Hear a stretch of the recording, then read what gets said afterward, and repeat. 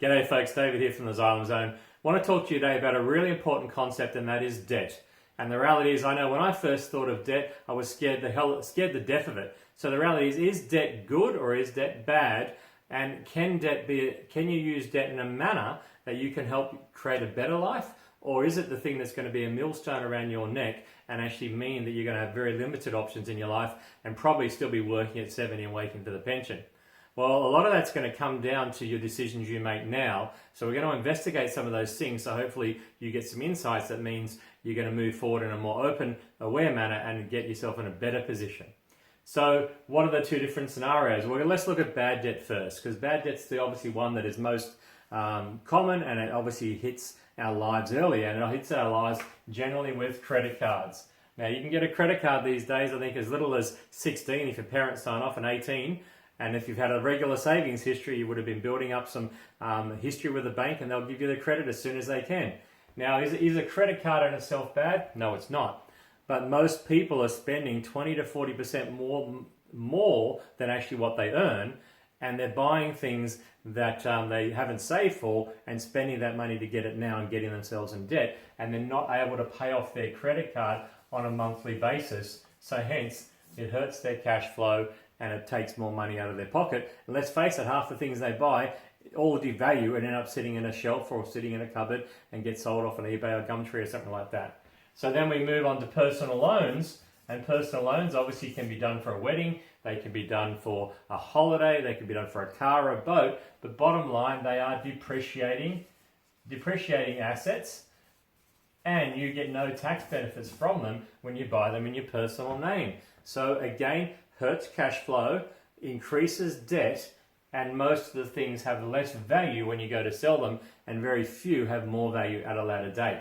Now, the one that's going to surprise you is your own home, principal place of residence, because from the old principles talked about by Robert Kiyosaki, the reality is a bad debt is something that takes money out of your pocket and doesn't put it in. Now let's look at your home. Your money, you got to pay a mortgage. You got to pay principal and interest, which is more than the interest-only payments you pay if it was just an investment property.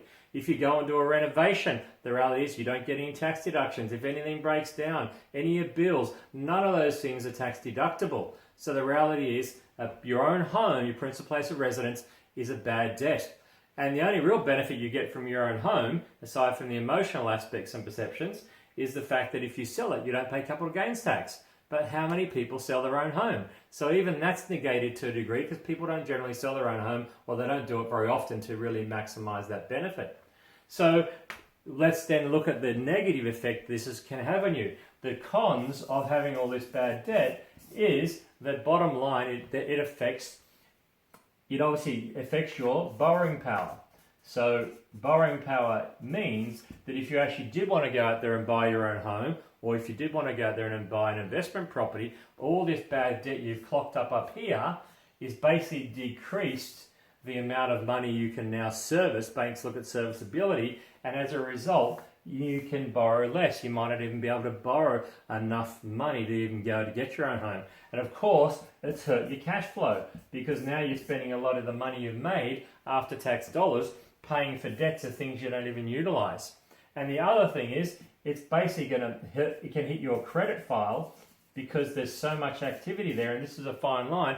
If there's constant credit activity, more inquiries, and then there's also an issue where cash flow becomes a problem, where repayments aren't regular, or you get behind, or even you get a default. A default gives you a black mark. You can't get a loan for 5 years. So bad debt can really, really hurt you.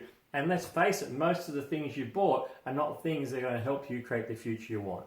Now, the thing we do is we work with a lot of our clients, and we have a little debt reduction program, and we help them actually get rid of this bad debt and get rid of it, cancel it out, pay it off fast, and create a situation where their serviceability goes up, their cash flow improves, and then they make more strategic decisions with their money, more in line with the life they want, because we take a more holistic approach. So then what are some of the things you can invest in? Well, obviously people go and have their own business, and a lot of the things that you have in your own business are tax deductible. Now again, you've got to be strategic about this, because if you run all your costs down through your business, then you can't borrow much money. So you've got to have a structure where you're obviously balancing that out, because you want to have enough income to be able to borrow. The bottom line is your business generally is good debt because you get deductions on it.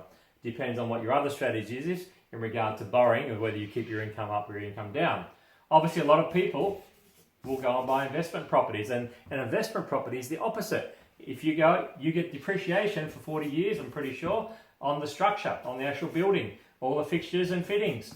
You are deductible. Everything that's in the house, all your bills related to your investment property, all deductible, and your interest repayments, all deductible. So the reality is you're going to have an investment property and you can get tax deductions which basically reduce your taxable income, increase your cash flow.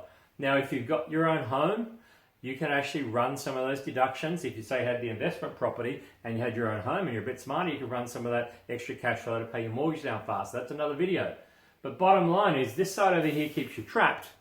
This side over here builds basically good debt, which increases cash flow and invariably leads to a scenario where there are assets that are building equity and give you choices in your life to have more options later. Well, this one over here will keep you stuck. Now, again, at the moment, you could consider buying your own home if you're in a situation where you're renting, but then maybe turn it into an investment property because interest rates are very low. There's some favourable things there with government grants and things which may make it may help you in the short term. But guys, we're at the Xylem Zone, we're holistic coaches. We don't sell property, and we understand there's always cycles. Life's always changing, so you've got to have a plan. So we need to sit down. We sit down with our clients and work out the approach. Because of course, we still have credit cards. Some of us have our homes, but we want to create a situation where we use the bad debt, get out of the bad debt, grow good debt, and then use the good debt to get rid of the bad debt on your family home if you have one, and then eventually to be debt-free, and that's where you have true security and true freedom. Anyway, David from the Xylem Zone. I hope that's been useful. Keep an eye out for some other videos. Check out our Facebook page, and look forward to seeing you soon. Bye for now.